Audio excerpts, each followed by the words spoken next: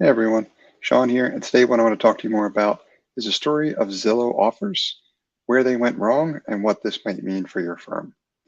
Now, if you're unfamiliar, in recent years, data and analytics, and in particular when paired with technologies like artificial intelligence, machine learning, have made their way around almost all industries at this point and are starting to make significant changes to the way those industries operate. However, it doesn't all go particularly well when you're experimenting with what these new technologies are capable of. And as such, I want to share one story with you, and that's the story of Zillow Offers, which was a unit that was started a few years ago by Zillow to use their algorithm and what amounts to so-called Zestimate on a home listing on a Zillow page to make offers on those homes for Zillow to ultimately buy them, to upgrade them, and then try to sell them for a profit.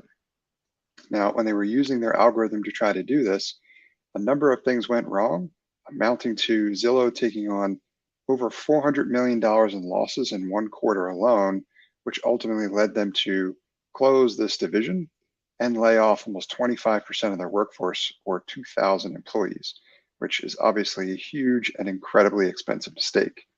Now, the question that I would have is ultimately what went wrong here? And there's a lot to talk about when it comes to that. But I think primarily from a technical perspective, the algorithm they were using encountered too significant of an error in order to try to make this work. And the project that they were trying to undertake was simply too ambitious. There was a significant, what seemed to be lack of subject matter expertise with some of the rather foolish assumptions that were made in terms of being able to upgrade thousands of homes all at once. There simply wasn't enough people to go around, which ultimately led to massive delays and skyrocketing expenses related to trying to complete that work. Now, question might be, was this a misappropriate use of this technology? And I think that is probably a mixed answer, probably yes and no. Certainly, this technology can be used to determine what a home's value may be worth, but when you're talking about a project that's this ambitious, the technology alone is not going to be able to probably drive successful outcomes there. There was a lot more to have to figure out, which meant the project should have been monitored much more closely.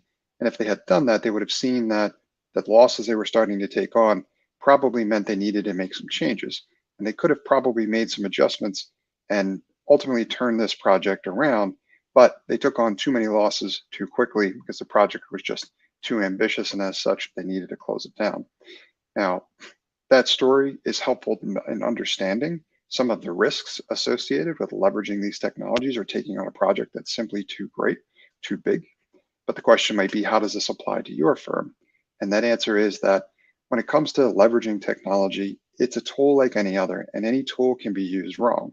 So don't be thinking about, for your firm in particular, going from 0 to 100 in a single step. What you need to do instead is you need to figure out what's the right technology strategy for your firm. And that should move at the pace in which your firm is comfortable to enable you to achieve your objectives. But if and when those objectives start to slip and the risk of achieving them starts to become significantly reduced, that means you need to take a pause and reevaluate how you're leveraging that technology. Now, if this is something that you're looking for some help with, I offer a service to meet with you and review the technology strategies of your firm. You can see more details about that in the description for this content. But I want to thank you for engaging with my content. I hope you found it valuable. If you'd like to learn more about me, please visit my website at nextstep.io or email me directly at Sean